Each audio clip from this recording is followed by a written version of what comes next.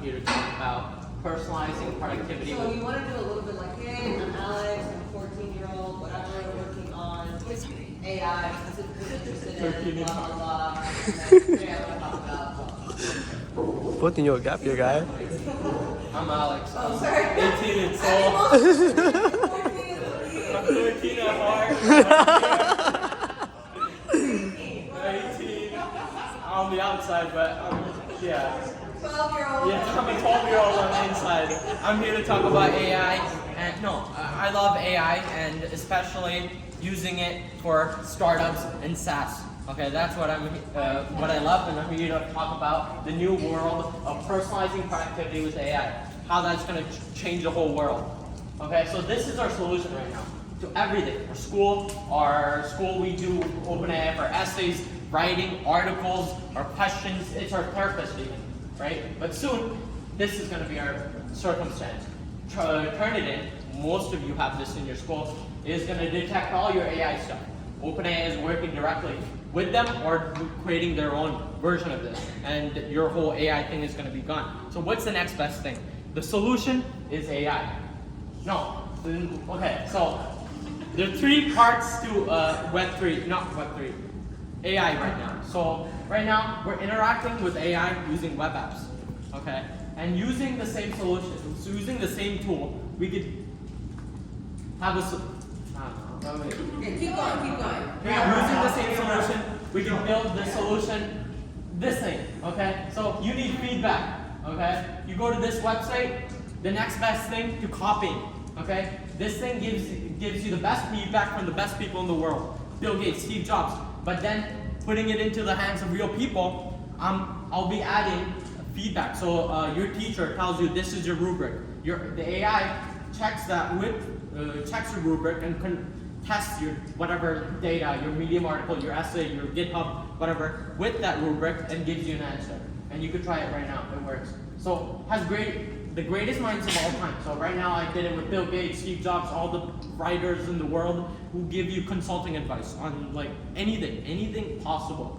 And this is done using prompt engineering. So basically, the whole base user ends thing, the function adds the base prompt, which is the secret sauce. You could try and do the same thing with the web app we have right now, but it's not possible because I have a base prompt. Then this is your user prompt, whatever your article is, and it gets combined and it gets sent into the OpenAI API, and that gives you the solution. This is the sort of code. Next thing, so the future of AI is going to be, there's three parts to it. So web apps, now we're going to go into reactive AI. So the AI will be reactive. This thing, you could text this number right now. Okay, these are all working solutions. These are all my references. So text this number. So it reacts to whatever thing and it's on your SMS. So think of the impact of this. Okay, so it works with the user sends a text, or it goes to Twilio. Twilio goes to this online server and it goes into my own, my local server and it goes into OpenAI's API and gives you the solution. So it can access Socrates or anybody, Bill Gates, whoever you want, right on your phone. You can text it. Okay, there's 2.9 billion people on Earth who don't have access to the internet. So but they probably have access to SMS, right? So they can use this too. So but the problem is it's completely reactionary. So you text it, it tells you. The future is proactive. Okay, the thing is your therapist. You could set reminders. It's your VA. So hey, AI, remind me to do my homework. And right now it can't. But it could in the future, and that's what I'm working on. It understands the environment, so it could use location. Right now, apps we have could use our location and use that to give you specific answers. But this could do the same thing, and it's your VA. Imagine a person understands everything directly on your phone. That's that. But there's a war on AI right now. Okay, so Azure or OpenAI, if you looked at all my presentations, all these go directly into the OpenAI API. So there's a war on AI right now. So all the data of OpenAI is stored on Azure servers, which then is pretty much Microsoft has a 49% stake on OpenAI, which used to be a non-profit company. Now it's a for-profit company to raise their investment. their scale of how they're building. They're publishing so hard. But Microsoft is pretty much controlled by the US government. So that's a problem.